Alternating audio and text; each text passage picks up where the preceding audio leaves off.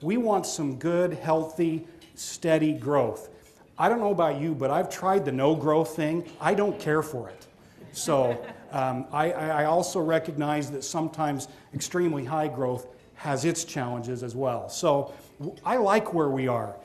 Lumber, steel, electrical, plumbing, wholesale, construction, trade, contractors. Look at them all, and what do you see? A trend going up. So I like the trend. Property development, you know, it's something, again, one of the things you'll see us do occasionally is if the city, and I believe through their wisdom in the years past, has acquired or ended up with property, sometimes we'll find reasons to sell some, especially if it can get it on the tax rolls. Look behind the Dixie Center, you'll see there's a new hotel being built. We owned that property, and we wanted to be very careful, and still will be in the remaining property in terms of what goes there.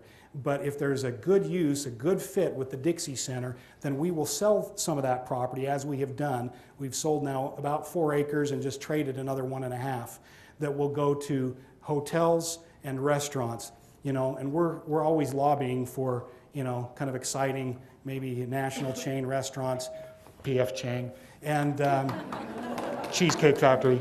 And if anybody knows anybody, you know, the mayor, contrary to those my kids, I cannot make those people come.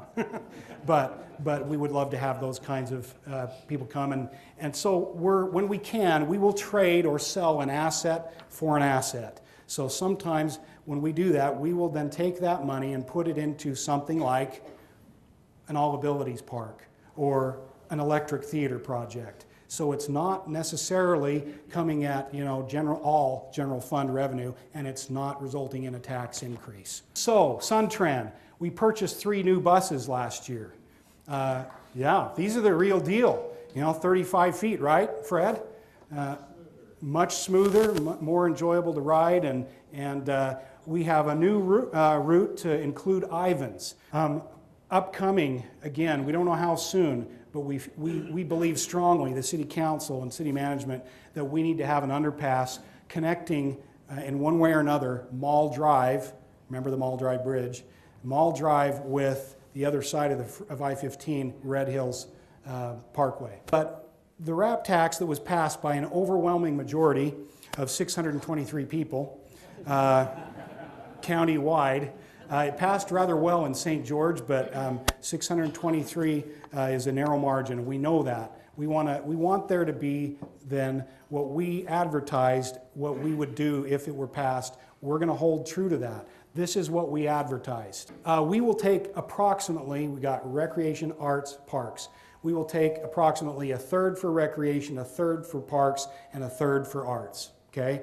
And we will probably issue bonds for about 2/3 of that total amount so that we can provide and build, you know, design and then build the facilities parts. So what we will do, we anticipate bonding for that roughly 2/3 so that we can do and start those things now.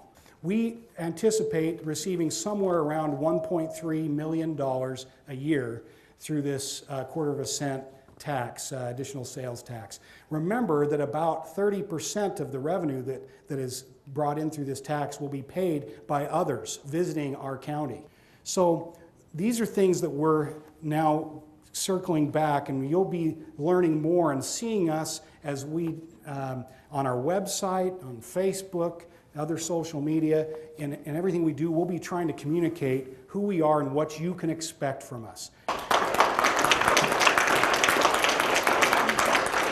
It just seems like everything is going forward, and the numbers show growth in all of the areas, and the dedication of the members of the city.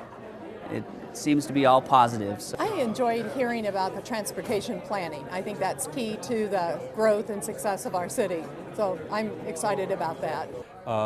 The bridge, the bicycle path underneath I-15 on 400 East, there's just a number of things. It's just inclusive. It's trying to solve problems.